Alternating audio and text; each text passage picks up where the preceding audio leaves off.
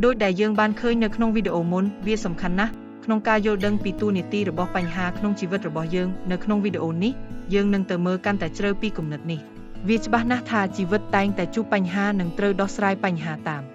ស្ថានភាពរៀងខ្លួនឱកាសលំបាកជាច្រើនងាយនឹងដោះស្រាយតែខ្លះទៀតពិបាករកដំណោះស្រាយនិងខ្លះទៀតមិនអាចដោះស្រាយបានឧទាហរណ៍ដូចជាការស្លាប់ជាដើមសំណួរដែលយើងអាចសួរខ្លួនឯងបានគឺហេតុអ្វីបានជាមនុស្សមួយចំនួនមើលទៅហាក់ដូចជាអាចដោះស្រាយជាមួយស្ថានភាពមួយបានតែអ្នកខ្លះទៀតពិបាកនឹងឆ្លងកាត់វាម្លេះភាពខុសគ្នាគឺស្ថិតនៅលើការយល់ឃើញអំពីបញ្ហានិងស្ថានភាពបើសិនខ្ញុំយល់ថាវាជាឧបសគ្គវានឹងរំខានខ្ញុំឬបើសិនខ្ញុំយល់ថា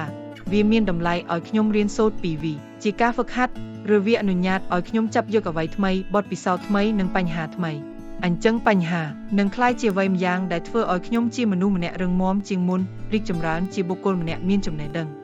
ម្យ៉ាងទៀតគឺរៀនប្រឈមមុខជាមួយបញ្ហាដូចជាការសាកល្បងសមត្ថភាពខ្លួនឯង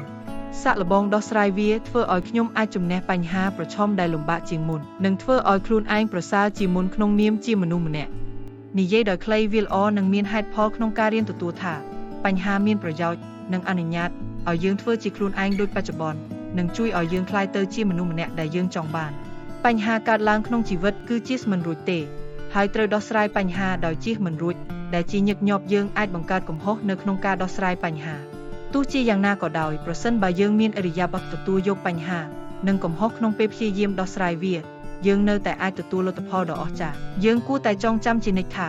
អ្វីដែលយើងរៀនយ៉ាងពិតប្រាកដនោះគឺរៀនពីកំហុសដោយសារតែយើងមិនអាចជៀសពីបញ្ហាមិនអាចជៀសពីកំហុសបានឆ្វេងយល់ពីវាឲ្យបានច្រើនតាមដែលអាចធ្វើទៅបានបទពិសោធន៍របស់យើងផ្ដល់ធនធាននិងចំណេះដឹងក្នុងការជួយយើងប្រឈមបញ្ហាពីជ្រុងផ្សេងទៀតប្រាកដណាស់ថ្ងៃនេះអ្នកអាចធ្វើរឿងជាមួយទំនុកចិត្តនិងមិនចាំបាច់ប្រឹងប្រែងខ្លាំងដោយការពីអ្នកនៅក្មេងជាងនេះនោះទេ